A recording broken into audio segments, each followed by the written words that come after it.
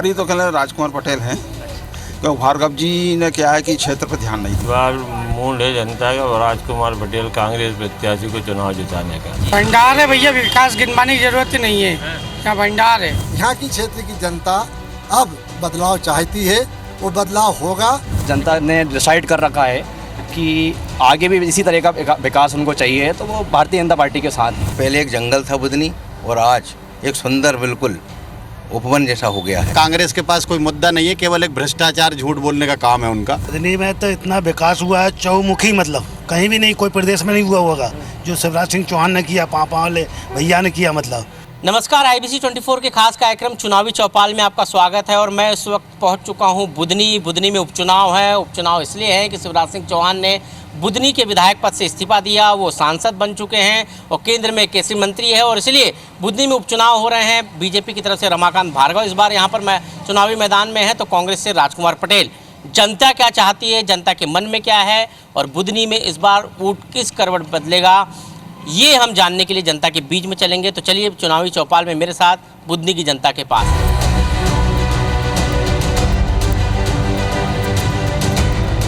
चुनावी चौपाल में जो है घूम रहे हैं, अलग अलग ग्रामीण क्षेत्रों में जा रहे हैं, और अभी हम इस वक्त पहुंच चुके हैं मर्दानपुर गांव, जो बुधनी विधानसभा क्षेत्र के हैं। यहाँ के ग्रामीणों से बातचीत करते हैं कि इस बार आखिर यहाँ पर क्या चुनावी मुद्दा है, किन मुद्दों पर जो है यहाँ पर की जनता जो है वोट करने वाली है। अंकल, क्या नाम है आपका? मेहरबान सिंह। मर्दानपुर बहुत पुराना गांव है, प्राचीन, इसका इतिहास भी है। लंबे चुनाव हम आप लोगों ने बुधनी विधानसभा क्षेत्र में देखे हैं। इस बार क्या मूड है बुधनी विधानसभा क्षेत्र की जनता का और आपके गांव का? इस बार मूड है जनता का और राजकुमार पटेल कांग्रेस प्रत्याशी को चुनाव जिताने का जी। क्योंकि यहाँ बुधनी जो है शिवराज सिंह का गढ़ मानने वाला था, लेकिन यहाँ इतने चोर पैदा कर दिए भारतीय जनता पार्टी ने। रेत चोर, ज़मीन चोर, बिजली चोर, चोर की भरमार है हमारे यहाँ, इसलिए परिवर्तन चाहती यहाँ की जनता। अब तक तो शिवराज सिंह चौहान के साथ थे। जी। अभी तक मैदान में नहीं है। अब वो मैदान में है ही नहीं। अब है भार्गव जी, जो कभी क्षेत्र में नहीं आया सांसद रहते हुए 5 वर्ष में, इसलिए प्रत्याशी अच्छा मिला कांग्रेस का, उसको वोट देंगे। क्या है इस बार के मुद्दे आपके चुनाव के? मुद्दे है कि लोग कहते जरूर है कि ये बुधनी विधानसभा में विकास हुआ है, लेकिन विकास हुआ है यहाँ के नेताओं का, क्योंकि सारी नर्मदा माई की रेत इन लोगों ने चोर चोर के बेच दी। इस क्षेत्र में स्कूल है, मास्टर नहीं, हॉस्पिटल बनी है, डॉक्टर नहीं, बस स्टैंड बना रेटी का, बस नहीं खड़ी होती 6 साल से। आप पता लगा लेना, रेटी बस स्टैंड पे बस नहीं खड़ी होती, तो क्यों बनवाया? नहर है तो पानी नहीं।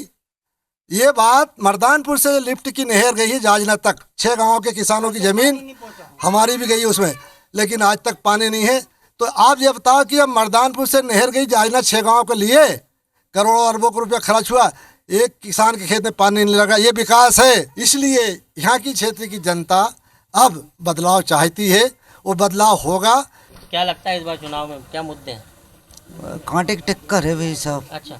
और भार्गव जी विधायक बने, सांसद भी बने, मगर वो इधर आके कभी उन्होंने देखा नहीं।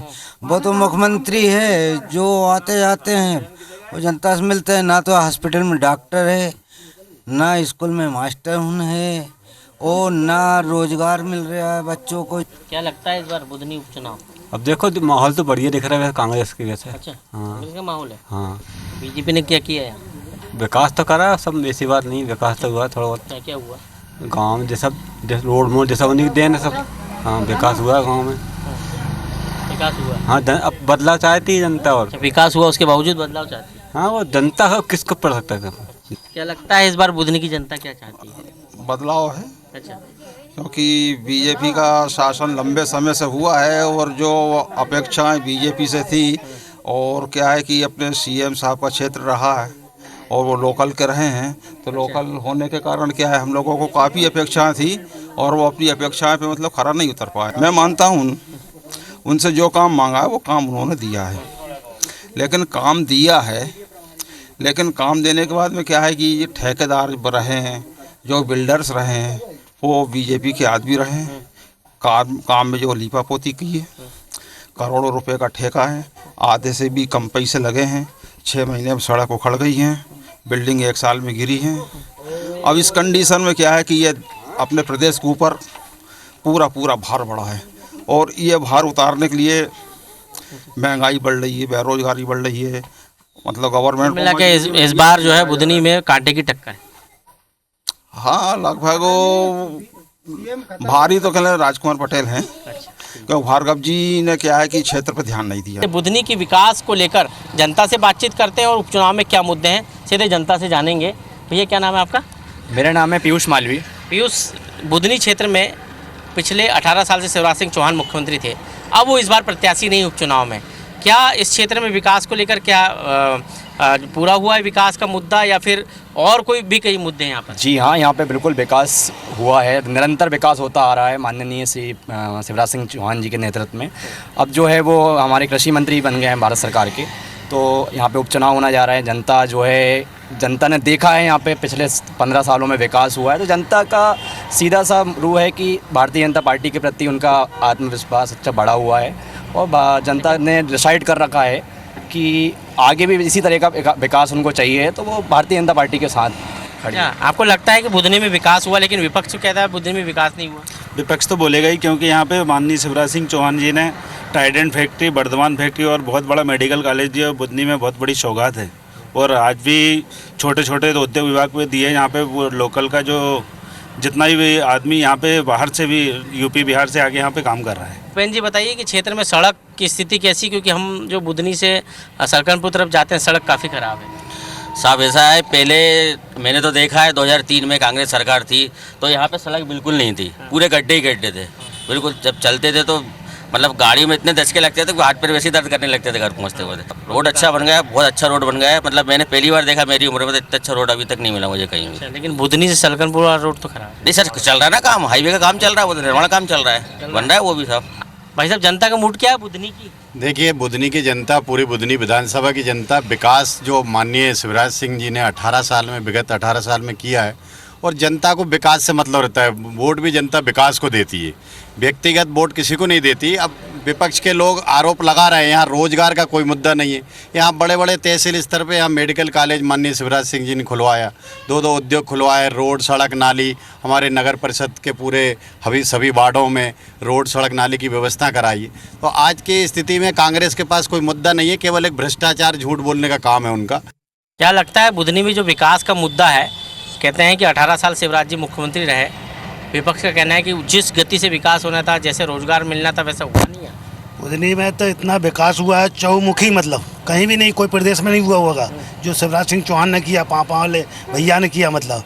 और पूरे लोगों को रोजगार इतना मिला कि काम पे नहीं आते लोग सीधे, मतलब पूरी दुकानों को, मार्केट में भी सबों को धंधा, सबको रोजगार खूब बढ़ गया, सब कुछ। मतलब शिवराज जी ने 18 साल मुख्यमंत्री रहे, बुधनी में क्या विकास के कार्य किए? भंडार है भैया, विकास गिनवाने की जरूरत ही नहीं है, क्या भंडार है। अच्छा, विकास इतना हुआ कि आप कभी देख ही नहीं सकते हो, दूसरे प्रदेश से ज़्यादा बुधनी विधानसभा में हुआ है। अच्छा, दूसरे प्रदेश से ज़्यादा विकास हुआ? जी सर।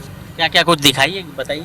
ITI हुआ, हमारा एक कॉलेज हुआ है, मेडिकल कॉलेज, इतना मेडिकल कॉलेज इतने दूसरे ज़िले में नहीं है, इतना हमारे बुधनी ज़िले तहसील स्तर पे देके रखा शिवराज जी ने। अच्छा, क्या लगता है इस बार उपचुनाव में मुद्दे? उपचुनाव में तो भारतीय जनता पार्टी जीतेगी। मुद्दे तो कुछ नहीं है, वो तो कांग्रेस का है जो आज तक जनता के पीछे आई नहीं है और चुनाव में ही खड़ी हो जाती है। और आप जो बार बार जो पूछ रहे हैं कि सलकनपुर रोड पहले 2 लाइन था, 4 लाइन बन रहा है, और 6 लाइन के लिए भी भूमि अधिग्रहण हो चुकी है।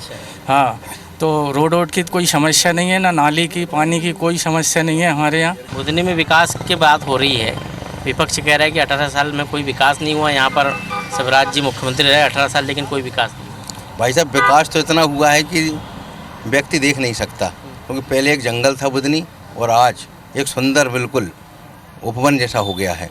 और बात मामा की है, शिवराज मामा की, तो जनता उनसे अटूट प्रेम करती है। मामा किसी को भी खड़ा कर दे यहाँ से, जनता के मन में एक ही चीज़ रहती है। इस बार मामा खड़े ही नहीं है। लेकिन मामा भले ही खड़े नहीं हुए, लेकिन मामा को ही देखते हैं और मामा ही सुनते हैं काम।